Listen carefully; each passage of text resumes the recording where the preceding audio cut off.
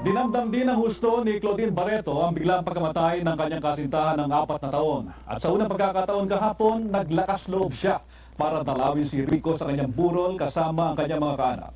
Ang madamdaming pagdalaw ni Claudine sa report ni Mario Damawal.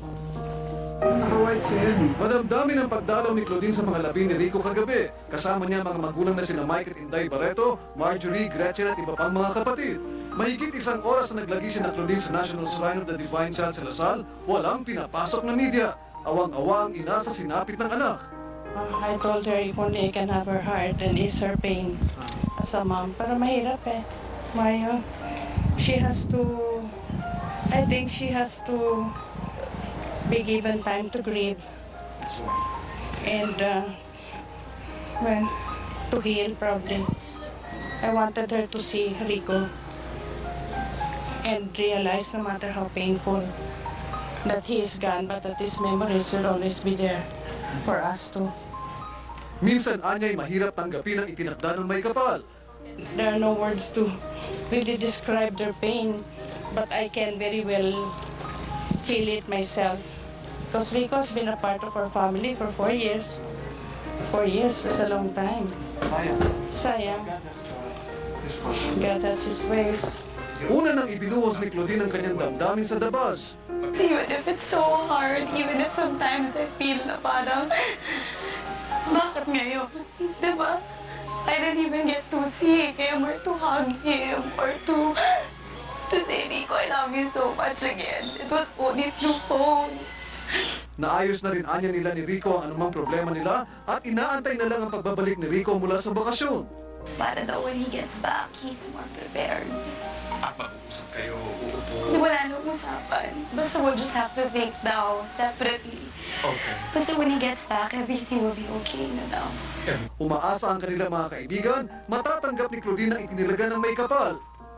Habang nabubuhay tayo, dapat siguro yun na yung magbagong buhay at kalimutan na yung nakaraan. We love you so much. And alam ko kung bakit, anong purpose kung bakit nangyari to. Huwag siya mag-alala, aalalagaan si Claudine kasi yun yung huling bilin niya sa amin. Pinakamasakit marahil na hindi na magkakaroon ng katuparan ang relasyong matagal nang inalagaan. What do you want to believe in? Love pa rin. Ako love. Ewan ko, ikaw. Forever. Nice! Pero bao ni Claudine habang buhay, ang tamis at alaala ng isang pambihirang pag-ibig. I learned a lot. You know, there are so much good memories. And I don't know, how all of this can happen to us. You know, we had so much dreams and plans. We had so much secrets na kami lang may alam. Para sa TV Patrol, Mario Dumawal, ABS-CBN News. Sa kabila ng maraming intriga sa industriya ng showbiz, napanatili ni Rico yan ang kanyang malinis na imahe. Hindi lang sa pelikula at telebisyon, nag-iwan ng marka ang batang artistang hinanga ng marami. Nagbabalik si Mario Dumawal. Simbolo ng text generation at primerong matinee idol, nakita agad kay Ricardo Carlos Castro yan, pangatlo sa 4 anak ni na Roberto at Teresita Castro yan, ang brilyo ng isang artista. 19 anyos si Rico nang sumikat sa isang skin product, pasaporte ang dimples at maamong mukha. Inilunsad siya bilang miyembro ng unang batch ng Star Circle noong 1996, ipinakilala sa Madrasta, at sa maikling panuhoy umangat bilang leading man na may kakaibang karisma at sensitibong puso. Penomenal ang pagkatambal nila ni Judy Ann Santos sa Paano ang Puso Ko at Kay Tagal Kang Hinintay.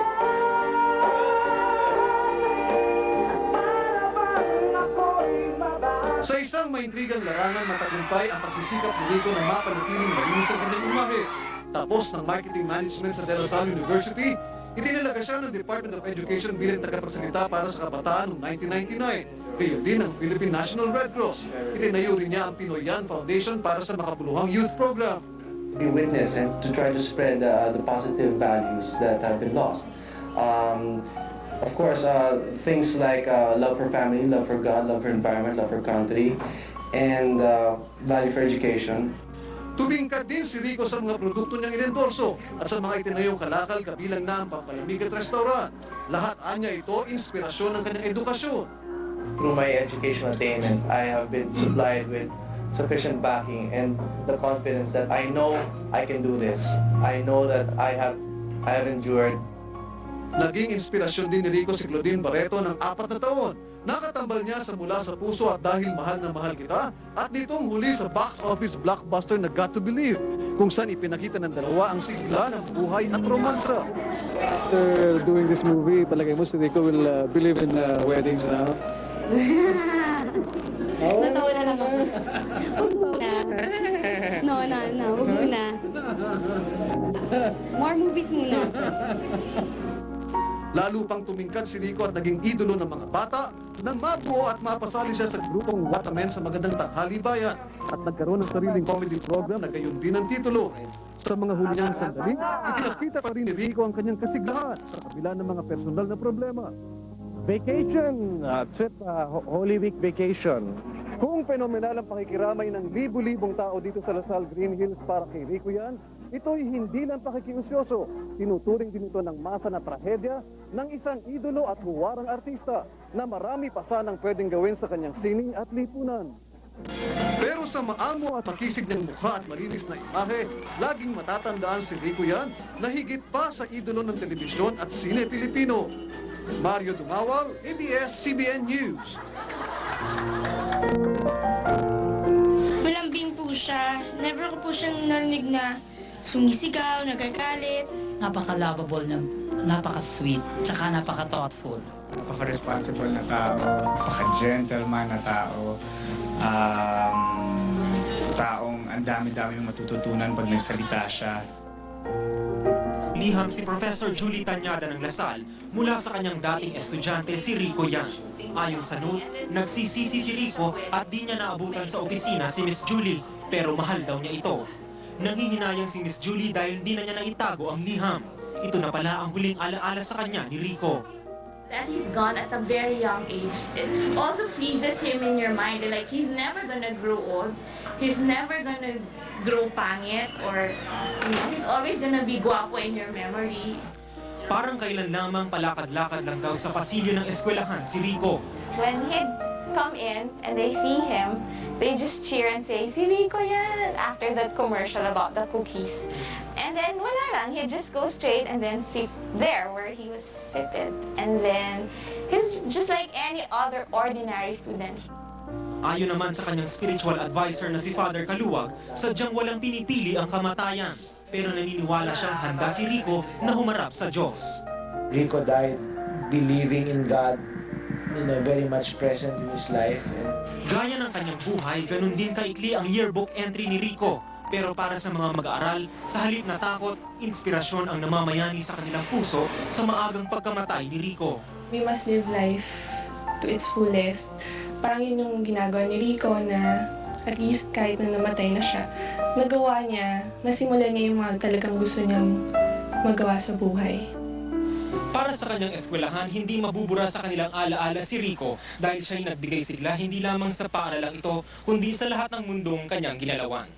Para sa TV Patrol, Paul Henson, ABS-CBN News. Bago matulog, ay maring maging resulta sa bangungot o pancreatitis. Alam mo, Martin, ang nangyari kay Rico ay acute hemorrhagic pancreatitis. At ito'y posibleng mangyari kanino man. Kaya't huwag tayong matutulog agad pagkatapos kumain ng busog. Balik tayo kay Aljo. Halibayan, isang linggong parangal ang inihanda para sa pumanaw na aktor na itinuring ng pangalawang tahanan ang noontime show. May report si Charo Lugarda. Naghihinagpis ang mga kasama ni Rico sa Magandang Tanghali Bayan, pero ika nga sa showbiz, the show must go on. Pero ang dati-dating masaya at magulong set ng MTV ay dinalot ng pambihirang katahimikan kanina. Namayani ang kulay puti. Pagbibigay daw sa hiling ni Rico nang minsang magkakwentuhan sila ni Ami Perez tungkol sa kamatayan. Sabi niya, ay ako gusto ko mga naka-white, tapos naka-beige, tapos nagre-red wine. Gusto ko yung masaya, sabi niya. Gusto pa nga daw niya may techno music, basta gusto niya party. Damang-dama ang pagkawala ni Rico mula sa mga artista, staff at crew, pati na ang studio audience. Sa harap at likod ng kamera, hindi maitago ng mga artista at komedyante ang matinding kalungkutan. Mamimiss ko yun tuwing umaga. Pag alam niyang masama ang loob ko, naway mo magsasabi sa akin na, Mamang, you look wonderful today. Rico, nung sinabi mo na parang I'm too far, parang Kuya Dick, I wanna reach out. Gusto ko malaman mo, Rico, na gano'n lang ako, pero I love you very much. Mahal ko kayong lahat dito. Una kasi natutulog siya, binangungot na siya, ginising ko siya 3 beses eh. Yung maliit na binigay sa akin sa hukong sabi, kulang yung lalagyan mo, sabi sa akin. Ito na lang, kunin mo to, ibibigay ko sa'yo. Napaka-gentle niya. Nakikita niya yung bitbit ko yung lahat ng gamit ko. Tutulungan niya ako. Dito laging nakaupo si Rico. Dito naman sa dressing room kung saan siya tumatambay, mahilig si Ricong lokohin ang mga kapwa-artista, nilalambing, tinutokso, kinikwentuhan. He's very, very jolly. Pero pag may gusto kang itanong sa kanya na seryoso, pwede mo rin siya kasapin na seryoso. Everyone here is just trying so hard to like, parang okay lang to. Kasi everybody's in the stage of yung parang tatanggapin pa lang. He's one of the few people na I really seek advice when I had a problem. May sinabi sa akin si Rico na, I think I'll carry you for the rest of my life. Minsan na daw nabanggit ni Rico na gusto niyang maging masaya ang mga mahal niya kahit na wala na siya. At kahit ngayon nagdadalamhati sila sa pagpanaw ng kanilang katrabaho at kaibigan, ipagpapatuloy nila ang pagbibigay ng kasiyahan dahil tiyak, yan ang gustong mangyari ni Rico.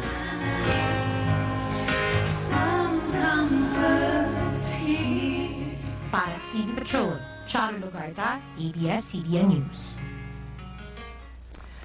Bang ng droga o pagkalaso ng tunay na sanhi ng pagpanaw ni Rico yan. Ito ang lumabas sa autopsy report ng PNP Crime Laboratory.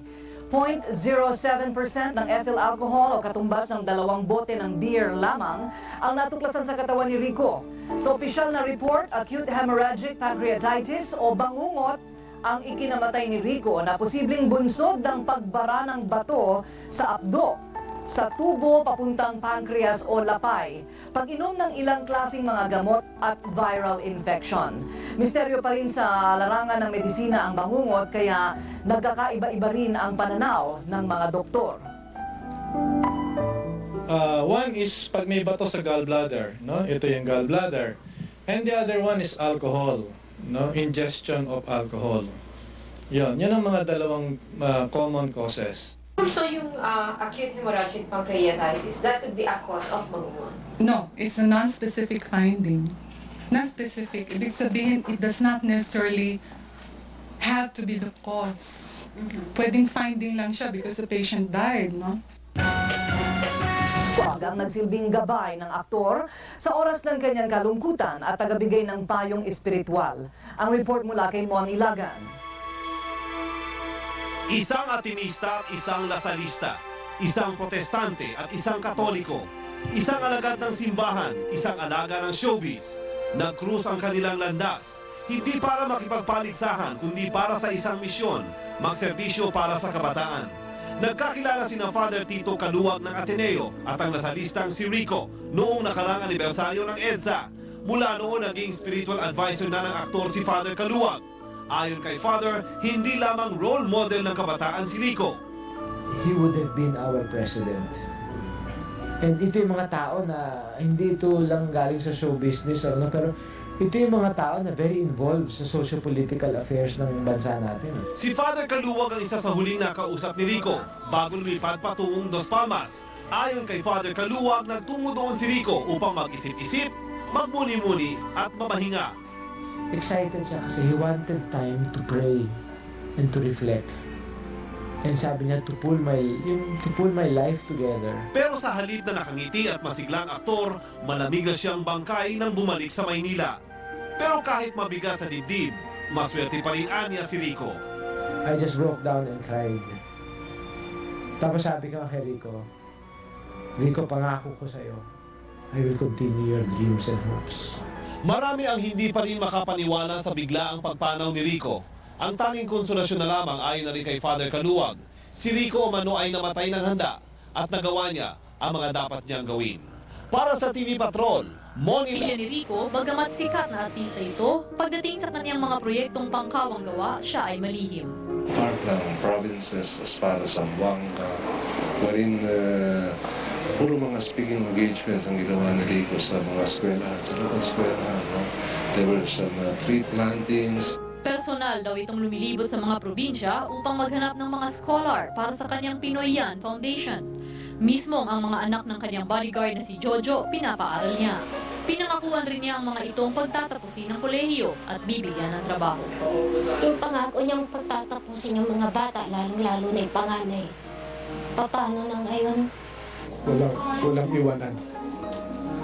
Matatandaan mo yun, di ba? Sabi mo walang iwanan. Pero bakit mo kami iniwan? Nang nabalitaan ni Rico na nabaon sa utang ang pamilya ng yayang si Wilma dahil sa amang may cancer, agad niya itong binigyan ng 50,000 piso. Sa Tanay, bibiling lote. Talagang balak niya, bigyan kami bawat isa sa amin. Driver, si Kuya Joe, saka ako. Tapos, sa gitna, bahay niya. Alam ng lahat na part owner ng Orbit si Rico, pero ang hindi alam ng publiko, mula sa kanyang kita sa Orbits, nagdodonate si Rico sa Bantay Bata Foundation. Maging ang kanyang mga business partner, bilib sa likas na galing ni Rico sa pagnenegosyo. He was saying, there's nothing sure in business. It's like, sometimes the first 3 years, talagang loss yan. But you should hang on. Sa paglisan ni Rico, di lamang bilang isang artista ang kanyang may iwanang alaala sa publiko, kundi higit sa lahat bilang isang negosyanteng may puso, isang socio-civic leader na handang tumulong sa mga nangangailangan. Para sa TV Patrol, Jing Castañeda, ABS-CBN. Take me to your heart, show me where to start. Bihira sa artistang kabataan ang tulad ni Rico Yan. Mapadrama o comedy man, kayang magdala niyan. Kung mawawala sa'yo, kung makapagpustahan ka sa akin. Kung manalo ako, may boyfriend ka, may pictorial ako. O kung matalo ako, hindi na kita guguluhin. Promise!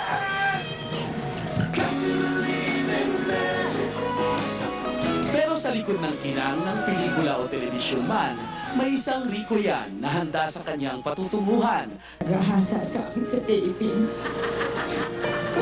Okay. Hindi ko man lang siya natikman. Mukha pa naman siyang masarap. At sabayan man ang katuwaan pagkawala ni Rico Yan, hinagpis na dulot ng maaga niyang kamatayan, di matanggap ng magandang tanghali bayan. Ginagamit po namin yung salitang pamilya. Alam niyo po sa araw-araw na pagsasama namin, tunay na pamilya, o higit pa, ang nagbungo po sa amin. Kaya po yung pagkawala ni Rico, hindi lamang po pagkawala ng isang artista, isang barkada, isang kaibigan, kundi isang tunay na kapamilya. Pero malungkot nga ba si Rico Yan? Kung siya'y nariyan lang, eto kaya ang mensahe sa atin na nag-iisang si Rico Yan? Kaya naman, let's not look at this as it's goodbye.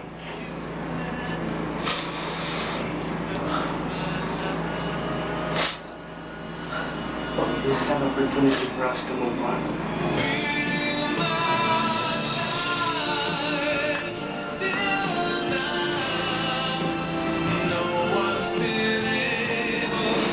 Para sa TV Patrol, Mark Logan, ABS-CBN News.